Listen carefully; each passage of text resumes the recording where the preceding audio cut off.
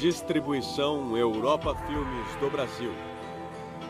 Versão brasileira Lipsyn, São Paulo. História das religiões.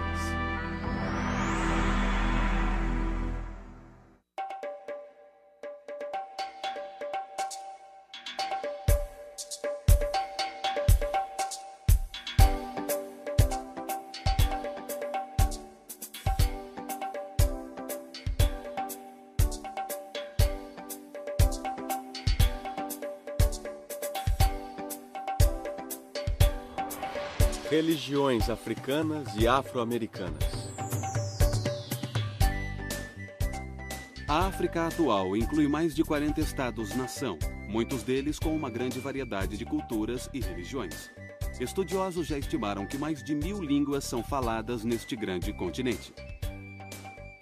Muito da variedade da África deve-se à sua longa história e à sua geografia bastante diversa. Há 4 grandes desertos na África: o Kalahari, no sudoeste, o da Líbia, no norte, o da Núbia, no nordeste, e o Saara, que se estende do rio Nilo, no leste, até o Oceano Atlântico, no oeste. Só o Saara cobre 8.600.000 km², quase um terço da África. Nômades e tribos de pastores há muito tempo vivem nessas áreas desoladas. Mas a África também possui inúmeras selvas, vastas campinas e montanhas majestosas. Muitos rios serpenteiam pelo seu solo. O rio mais extenso da África e também do mundo é o Nilo, que percorre mais de 6.000 quilômetros desde o Lago Vitória até o Mar Mediterrâneo. Às margens desse antigo rio, faraós construíram suas tumbas e acredita-se que Moisés foi tirado de suas águas. A civilização africana muito foi moldada por uma grande migração de pessoas por estas águas, vindas de outros continentes e outras culturas. É uma grande combinação de sociedades moldadas por uma enorme variedade de influências. As religiões africanas são tão diversas quanto suas culturas.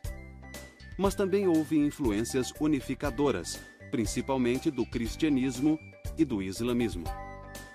Na última década do século XX, a configuração religiosa da África incluía mais de 300 milhões de cristãos e pouco menos de 300 milhões de muçulmanos. Existem cerca de 70 milhões de seguidores de religiões tradicionais africanas e cerca de 1,5 milhão de hindus.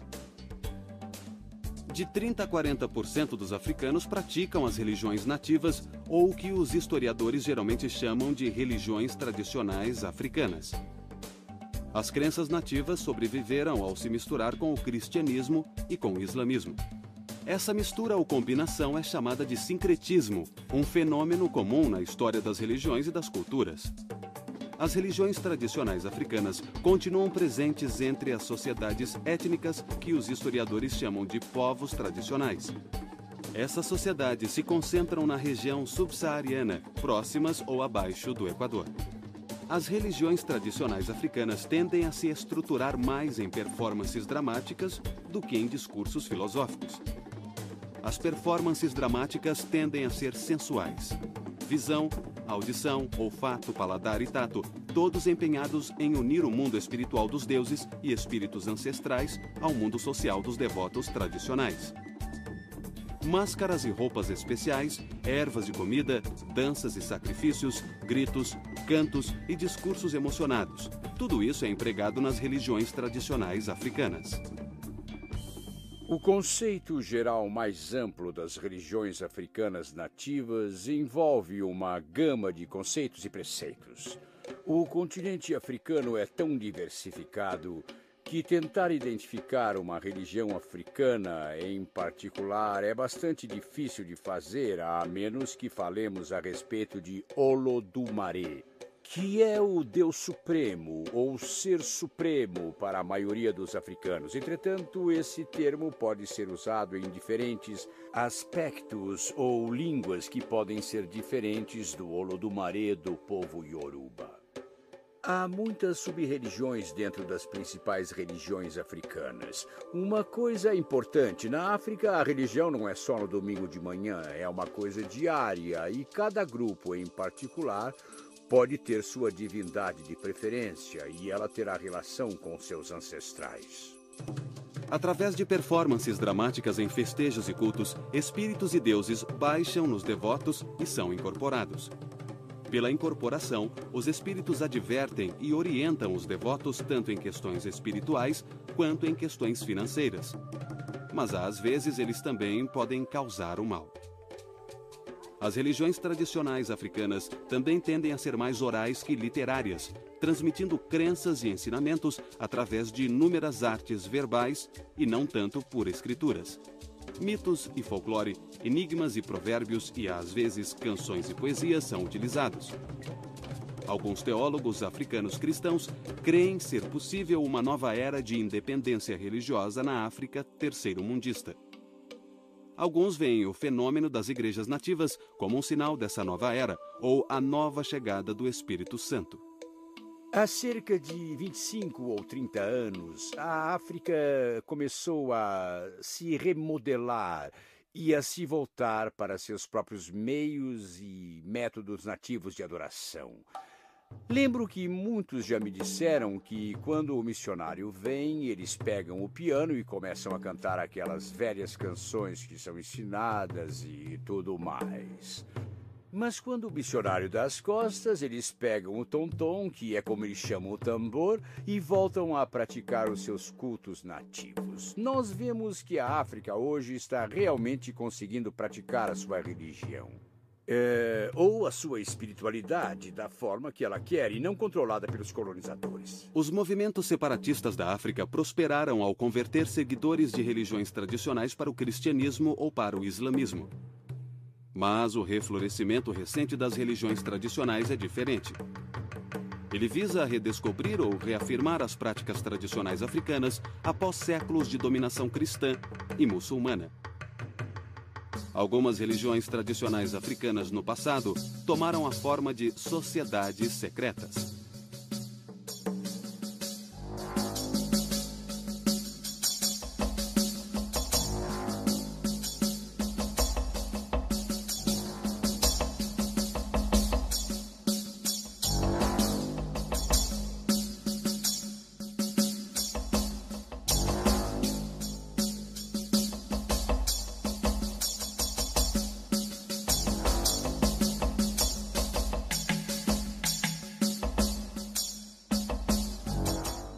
Hoje, as sociedades secretas da África se tornaram outro elemento dos movimentos neotradicionais. Alguns teólogos africanos sugerem que as religiões tradicionais revitalizadas podem até ficar unificadas com o cristianismo e o islamismo africanos. Alguns até especulam que tais forças unificadas podem um dia unir a África como uma só nação. Hoje é comum dizer que os mitos constroem o mundo. Sobretudo para os tradicionalistas africanos, os mitos são histórias excepcionais, exemplares, cheias de significado sagrado e moral. Alguns mitos africanos referem-se ao comportamento moral, explicando por que certas práticas devem ser feitas de um modo e não de outro. Mas outros mitos expressam valores e atitudes morais em relação à realidade da África tradicional. Mitos e folclore, juntamente com outras artes orais, como enigmas e provérbios, têm assim uma função social ao dar à vida diária um significado transcendental.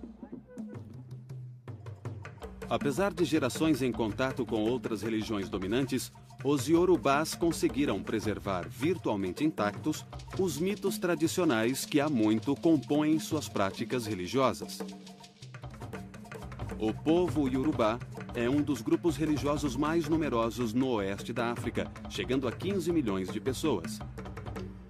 Embora habitem a maior parte da Nigéria, os iorubás também habitam regiões que vão do Benin até o rio Níger. Os iorubás não são meramente uma tribo. Eles já foram uma civilização próspera dedicada à lavoura e ao engenho.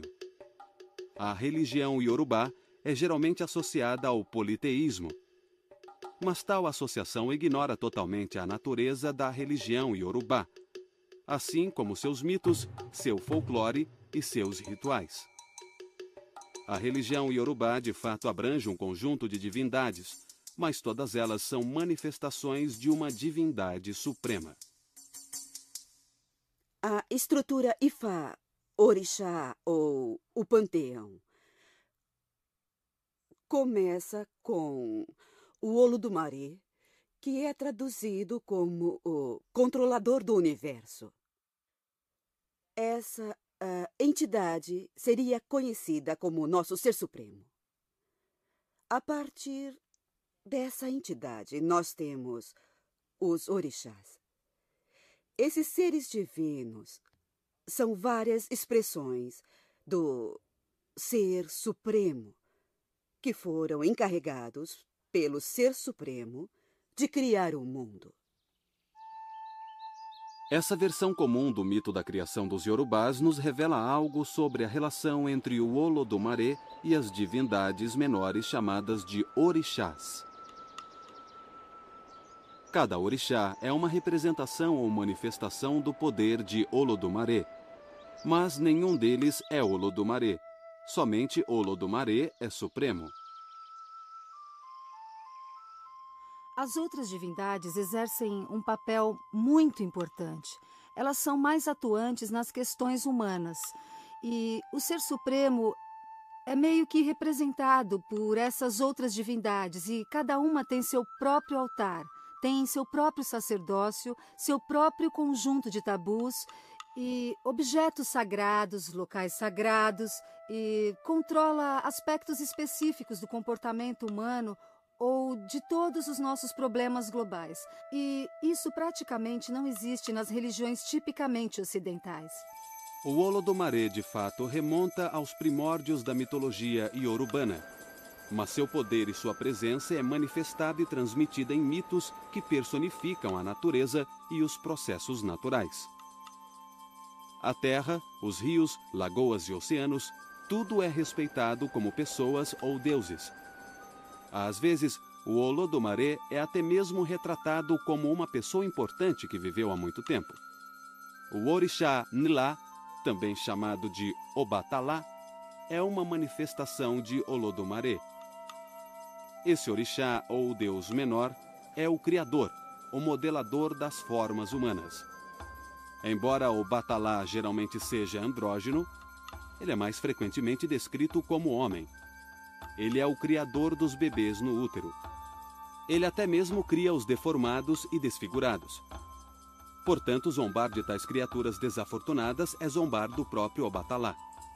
Não está totalmente clara qual é a relação entre Obatalá e os outros orixás, mas de acordo com a mitologia iorubana, existe aparentemente uma hierarquia de orixás. Alguns têm sua origem no próprio Olodumare. De acordo com a primeira versão do mito da criação, esses orixás originalmente habitavam os céus com Olodumare e eles auxiliam Obatalá em seu trabalho de criação. Esses orixás também são divindades primordiais. Entre eles estão Exu, Xangô, Ilê e Olum-Milá. Olum-Milá também leva o título de Babalaô, o pai dos mistérios.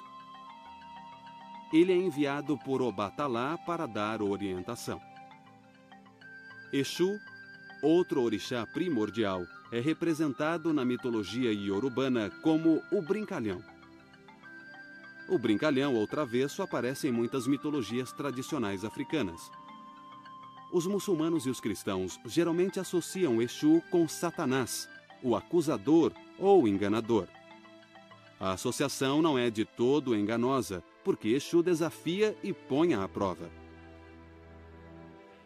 Ele também tem grande conhecimento dos desejos secretos e do destino dos devotos. Exu é o senhor de todas as decisões, porque decisões são realizadas numa encruzilhada. Isso significa que você pode ir por um caminho ou por outro. Então, Exu é o orixá a quem o devoto deve apelar para ter orientação e clareza na hora de tomar decisões. Exu provoca brigas e mau comportamento entre as pessoas para suscitar a virtude entre elas. Dessa forma, ele acaba suscitando a ordem moral e a digressão religiosa. Ele é muitas vezes representado com formas humanas, com chifres na cabeça e com uma clava ou faca ao lado.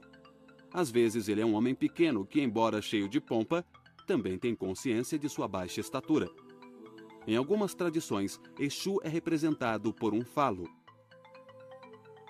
Nos mitos iorubanos, ele quase sempre traz calamidade.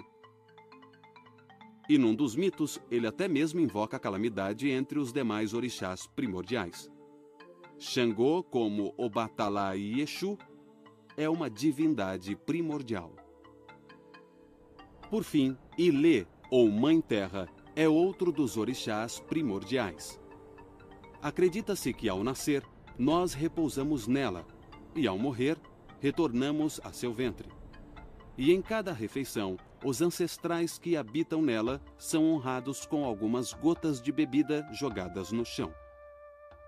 Ogum, a divindade da guerra, é o patrono do ferro. Habita às margens da sociedade. Ele é o patrono da caça e das florestas. Ogum é inovador e sabe o que está acontecendo em outras sociedades. Ele se comunica com os espíritos dos céus, das selvas, dos pastos e da tecnologia. Dizem que, onde dois pedaços de ferro são unidos e seu nome é invocado, Ogum estará lá.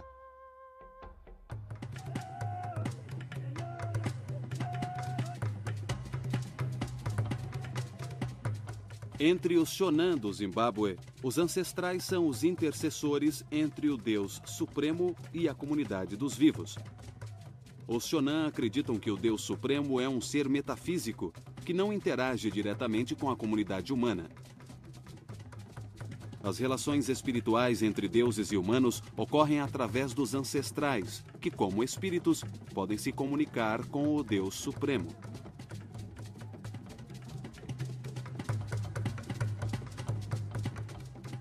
Mas os ancestrais Shonan também são espíritos humanos que se mantêm ligados à sociedade terrena.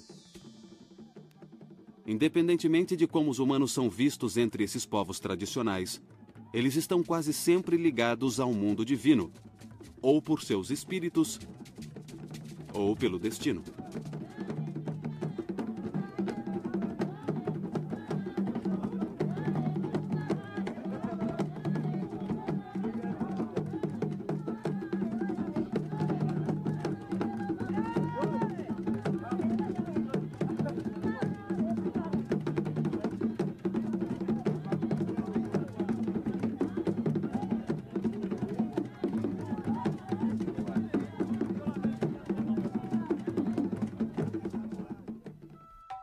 A devoção aos ancestrais implica em interdependência, porque os ancestrais fazem a mediação entre a vida da comunidade com a vida divina. Os ancestrais participam ativamente tanto no domínio dos mortos quanto no dos vivos.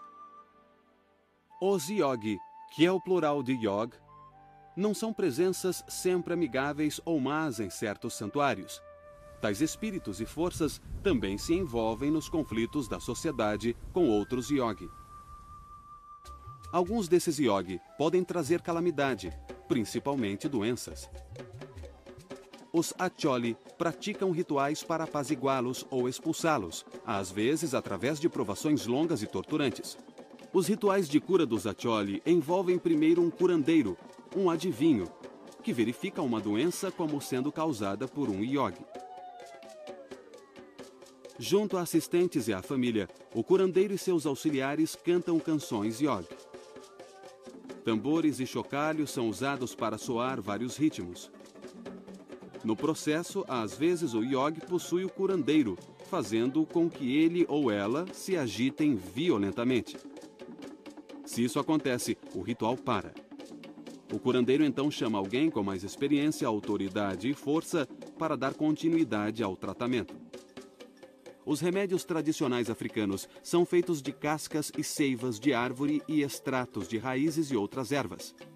E conforme observado nos rituais de cura dos Acholi, tratamentos farmacêuticos e adivinhações ajudam a restaurar a vitalidade daqueles cuja doença é tida essencialmente como um mal do espírito. Os Yorubás, assim como outros grupos religiosos tradicionais, consideram os seres humanos como um composto. o espírito retorna para Olodumare, a divindade suprema, enquanto o corpo retorna para Ilê, a Mãe Terra. Após a morte de alguém e em determinadas ocasiões, os africanos tradicionais festejam num ritual de dança chamado Egungun. A celebração do Egungun é exclusiva em sua performance. Mulheres e crianças são proibidas de se aproximar do espírito, já que seria o mesmo que se aproximar dos mortos. Mas o Geledê é a mais democrática das festas e cerimônias iorubanas. O Geledê honra principalmente os ancestrais femininos, e mulheres e crianças são essenciais para a sua força. Duas revoluções afetaram direta e profundamente a cultura e a religião na África. A primeira revolução foi um avanço tecnológico que possibilitou o tráfico de escravos na bacia do Atlântico. A segunda revolução foi um desenvolvimento econômico que tornou o tráfico de escravos altamente lucrativo. Cerca de 10 milhões de africanos foram levados para as Américas nos séculos seguintes, e suas religiões tradicionais foram com eles. Quando os africanos foram trazidos para as Américas e escravizados, foram esses mesmos sacerdotes e sacerdotisas, agindo em segredo, agindo como médicos, por um lado, que conseguiram também manter essa identidade viva. E eles conseguiram transmitir uma força espiritual, uma energia que permitiu que as pessoas sobrevivessem àquelas circunstâncias devastadoras. Com a invenção de navios à vela que navegavam a Abolina e com a melhoria dos mastros e da força de tração, os portugueses, no início do século XV, conseguiram navegar para o sul, até o Senegal, no noroeste da África, e ainda voltar para o norte. Isso abriu uma rota definitiva da Europa para a África subsaariana. Uma segunda revolução estimulou o tráfico transatlântico de escravos quando os portugueses exportaram o sistema de plantação mediterrâneo para a bacia do Atlântico Sul. Isso revolucionou a economia da produção de açúcar.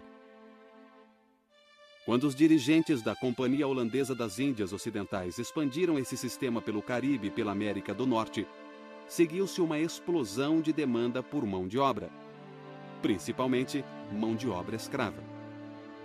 Por causa da demanda crescente por açúcar na Europa, as terras para a produção de açúcar tiveram que se expandir para além das pequenas fazendas do Mediterrâneo.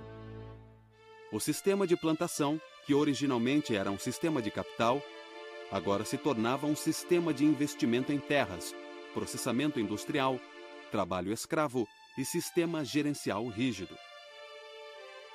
Os escravos eram comprados e vendidos como bens ativos no Mediterrâneo, uma área controlada principalmente por muçulmanos e cristãos. A navegação entre Portugal e África Ocidental agora abria definitivamente o tráfico de escravos na região subsaariana aos primeiros capitalistas europeus. A prática da escravatura estava agora completamente difundida. Os portugueses foram os primeiros a espalhar a prática pela bacia do Atlântico e foram os primeiros a suprir o sistema americano de produção de açúcar com escravos africanos. O sistema de plantação do Brasil e do Atlântico Sul tornou-se o modelo para a produção de outras mercadorias. No sul da América do Norte, o sistema de plantação foi copiado na produção de tabaco na Virgínia, na produção de arroz e de anil na Carolina do Sul e na produção de algodão em outras áreas a leste do Mississippi. Tudo isso exigia mão de obra barata para suprir o consumo e a demanda na Europa. E a resposta foi o tráfico transatlântico de escravos africanos. Dos cerca de 10 milhões de escravos que chegaram às plantações nas Américas entre 1502 e 1860, entre 500 mil e 700 mil foram trazidos para a América do Norte. O restante ou foi para a América Central ou para a América do Sul. Cerca de 30 a 50 milhões de outros africanos morreram ou durante a travessia do oceano ou enjaulados em portos de navios negreiros na África ou em guerras tribais africanas causadas pelas influências maléficas do tráfico escravista. Os primeiros escravos africanos foram exportados inicialmente do oeste da África, mas os portugueses, os espanhóis e principalmente os holandeses logo estariam chegando também à África Central. As religiões tradicionais africanas são fundamentadas em rituais que visam a algum favor, vantagem ou orientação dos espíritos ancestrais. O aspecto performático da religião na África inclui muitos fenômenos relacionados à magia, como encantos, amuletos, santuários, adivinhações e possessões espirituais. Na verdade, tais fenômenos mágicos caracterizam as religiões africanas tanto quanto as artes orais que comentamos antes. As funções dos encantos e amuletos na África estão relacionadas a poderes, espíritos, divindades menores e fantasmas. Este fetiche africano, que se chama camise na língua africana, representa uma figura de poder. Ele é reverenciado como uma pessoa, não como uma escultura. E ele é usado para vários métodos de cura, de vingança, seja de que natureza for. Note que há lâminas enfiadas no fetiche e também alguns pregos. Bem antes que os colonos chegassem, os africanos usavam lâminas. O mesmo tipo de lâmina colocada nas lanças era usado para colocar no fetiche. Para dar um bom exemplo, se eu sou o curandeiro, sou o chefe espiritual que faz todas as curas na aldeia, e um dos aldeões chega a mim e me diz: escuta, estou com uma dor aqui do lado, eu, como chefe espiritual, o curandeiro, pego e enfio um prego ou uma lâmina neste objeto aqui, exatamente onde a pessoa está se queixando de dor. Aí esse objeto, esse fetiche, esse camise absorve toda a dor. E a pessoa volta depois e diz ao curandeiro ou ao chefe espiritual: olha, eu fiquei bom, estou curado. Então, todas essas lâminas que você vê representam o número de vezes que as pessoas vieram ao chefe espiritual para serem curadas. Os tradicionalistas africanos vivenciam a religião como um encontro com forças e presenças estranhas, tanto humanas quanto espirituais. E muitas dessas forças podem ameaçar o bem-estar da comunidade e de indivíduos. O infortúnio também pode ser entendido como obra de espíritos benevolentes que podem infligi-lo, cumprindo seu papel de guardiões da tradição. Muitos infortúnios também podem ser atribuídos ao poder da bruxaria. Entre os balubás, a feitiçaria geralmente é uma pessoa estranha, calada ou antissocial. Ela ou ele pode viver nos arredores da aldeia. Acredita-se que pessoas assim vivam acompanhadas de forças que podem corromper e destruir. O controle de tais forças exige remédios fortes e curandeiros especialistas que consigam encontrar e destruir espíritos maléficos ou ao menos estabelecer uma trégua com eles. Elementos das religiões tradicionais africanas foram inicialmente exportados do oeste da África para o Brasil no século XVI. Mas eles não prosperaram até a metade do século XIX. Muitos cultos tradicionais africanos se enraizaram. Os diversos cultos brasileiros dão ao médium espiritual um papel essencial, com ênfase especial na possessão de espíritos e na adivinhação. A adivinhação invoca a ajuda do mundo espiritual para aqueles que sofrem com infortúnios no mundo dos vivos. É um aspecto sólido da mediunidade, e no Brasil a adivinhação continua ligada profundamente a funções similares na África. Os cultos afro-brasileiros, como as religiões tradicionais da África, dão grande ênfase à performance como falas e danças, tambores e sacrifícios. As cerimônias são dramáticas, coloridas e exaltadas. Elas evocam os poderes milenares e a presença de divindades e santos. Os afro-brasileiros nem sempre foram apoiados ou encorajados a praticar abertamente sua religião tradicional. Suas práticas religiosas foram proibidas e perseguidas. Por precaução, o sincretismo dos orixás com os santos católicos deu a elas uma certa legitimidade entre a população predominantemente católica do Brasil.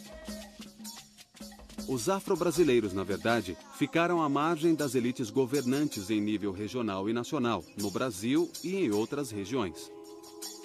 Os vários cultos afro-brasileiros muitas vezes suscitaram debates sobre a autenticidade, geralmente levantando a questão de se um culto pode mesmo associar suas práticas às tradições africanas originais.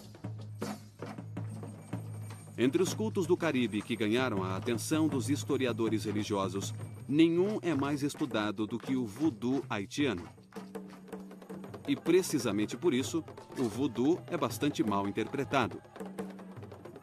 Assim como nos cultos brasileiros, aqueles que praticam o voodoo são descendentes de povos do oeste africano. O voodoo é principalmente associado com os haitianos e com os crioulos de Nova Orleans. É uma mistura de religiões tradicionais africanas e práticas católicas romanas. Quando os africanos chegaram aqui, a maioria desembarcou no porto de Nova Orleans e em Charleston, Carolina do Sul. Aqueles que chegaram em Nova Orleans e Charleston, na Carolina do Sul, vieram direto da África. Todos os demais vieram das ilhas. Eles haviam sido doutrinados ou domados nas ilhas ou no Caribe através das Índias Orientais. Mas os que chegaram em Charleston, os que chegaram em Nova Orleans, vieram direto da África. Por essa razão, você tem na Carolina do Sul e em Nova Orleans, naquela região, muitos e muitos sinais da religião africana nativa do Vodum. Vodum é a adoração de divindades africanas tradicionais do antigo povo Fon, que pertencia ao reino de Daomé, que hoje é o Benin. E o seu sistema se desenvolveu no Haiti como o Vodum haitiano. Há algumas pequenas práticas individuais derivadas do Vodum que chegaram na região sul dos Estados Unidos devido ao tráfico escravista, através de duas cidades principais, uma Nova Orleans e a outra é Virgínia. Mas elas não se desenvolveram na religião propriamente dita. Ficaram mais no nível do ritual individual, em que as pessoas faziam determinadas coisas que eram parte da religião, mas as divindades, em termos de como eram adoradas no Haiti, não vieram a este país para ficar muito tempo. No voodoo haitiano, o princípio controlador é o Loa, uma classe de espíritos, manifestações, forças e entidades espirituais. A relação entre os devotos e o Loa é performática, dramática e mágica. Exatamente como era nos cultos dos ancestrais na África.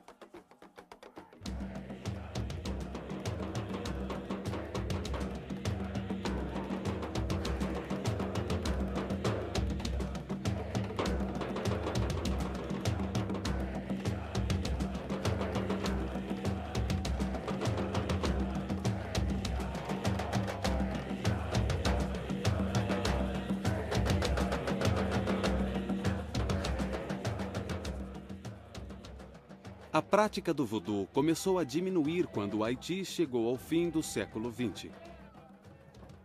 Uma das causas do declínio do voodoo é o fim das grandes famílias rurais. Outra causa é a fragmentação de grandes cultos em cultos menores, dirigidos por sacerdotes mal treinados. Uma outra causa é a pobreza, que fez com que muitos devotos do voodoo procurassem a vida urbana. Nas cidades, esses devotos esquecem suas preocupações agrárias tradicionais e sua ligação com os espíritos ancestrais. No entanto, o culto do voodoo ainda é uma crença vigorosa na bacia do Caribe e em partes da América do Norte. Entre as menos conhecidas das religiões afro-caribenhas está a santeria, uma religião tradicional praticada principalmente em Cuba e em Porto Rico. A santeria, que significa adoração aos santos, preserva elementos distintos da religião iorubá no Novo Mundo. De fato, sua divindade central é o Olodumare, o deus dos iorubás. Os orixás, ou os deuses menores da tradição iorubana, são venerados como anjos da guarda pelos devotos da santeria. Várias versões da religião iorubá eram praticadas entre os povos hispânicos e daí evoluíram para uma prática chamada santeria. A religião iorubá acabou se misturando com o catolicismo francês. Algumas divindades dos iorubás foram transformadas em santos naquela época. Portanto, havia uma certa correspondência e eles conseguiram transformar todos aqueles conceitos religiosos em algo bem mais aceitável. Então a santeria e Yorubá estão muito ligados. A escritora Mihene Gonzalez Whipler observa que cada devoto da santeria usa a adivinhação para determinar qual orixá foi designado como seu ou sua divindade protetora. Os adeptos da santeria acreditam em possessão espiritual. Os santeiros são possuídos ou servem de cavalo para os orixás ou santos. Em tais possessões, o santeiro torna-se o médium pelo qual um orixá ou santo falará cara a cara com os devotos. Tudo isso envolve um complicado e longo sistema de iniciação para cada devoto da santeria. O amor é uma virtude de Lodumaré que nós aqui na Terra tentamos alcançar. Para adquirir e manter o verdadeiro espírito do amor, devemos nos sacrificar e alimentar o espírito diariamente. Isto representa a bondade de Iejiabe. Purificação, bom caráter e longa vida. Vocês dois podem beber, por favor. Muito bem, para sua noiva.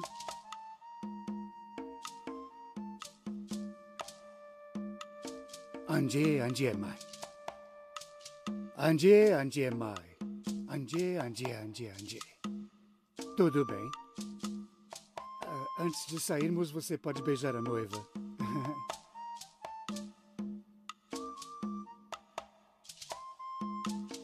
Mas esse foi um beijo muito bonito mesmo. Então vamos lá, tudo bem? Anje, Anje, Anje, Anje, Anje Mai. Os senhores de escravos espanhóis em Cuba associavam a santeria à adoração do diabo e os devotos acabaram sendo perseguidos. Por isso, sua prática durante muito tempo foi feita em segredo. Como o voodoo, a santeria ainda está envolta em segredo. E assim como no voodoo, pessoas de fora consideram a santeria exótica e diabólica. A santeria é vista com suspeita principalmente porque os sacrifícios são parte essencial dos rituais. E até o sacrifício com sangue pode ser praticado quando envolve uma importante questão espiritual. Os cultos neotradicionais africanos não são tão comuns nos Estados Unidos quanto são na bacia do Atlântico Sul. O estudo das religiões afro-americanas nos Estados Unidos tendem a enfatizar a ascendência cultural do protestantismo afro-americano em oposição ao catolicismo afro-americano, ao islamismo afro-americano e aos cultos neotradicionais africanos. Essa ênfase no protestantismo afro-americano é fundamentalmente baseada no contato histórico entre escravos africanos e colonizadores britânicos protestantes. Em outras palavras, foi o protestantismo americano que legitimou a instituição da escravatura nos Estados Unidos. E foi ao protestantismo que os primeiros escravos foram expostos. Sociólogos como C. Eric Lincoln e Lawrence Mamiya descrevem o cristianismo afro-americano nos Estados Unidos com o termo Igreja Negra. Sociologicamente, as igrejas negras são aquelas constituídas por qualquer cristão negro, se ele ou ela for membro de uma congregação negra. As igrejas negras, assim definidas, são as 7 maiores congregações independentes, controladas exclusivamente por negros e juntas agrupavam 80% dos devotos religiosos negros no final do século XX. Certamente, uma coisa que precisamos dizer que foi transmitida das religiões tradicionais africanas e está presente em toda a cultura e nas religiões afro-americanas é a música. A música, a cantoria, o evangelho, a música gospel, os spirituals, porque todo esse conjunto dessas performances religiosas, creio eu, está muito ligado à expressividade africana. A forma como todos na congregação se envolvem e as pessoas pulam, gritam, dançam, se emocionam e o ritmo da liturgia vai se elevando, atingindo o ponto máximo e depois retornando. Ali, com certeza, existe um padrão, um formato que permite, encoraja todos a participarem e a se envolverem também nesse processo.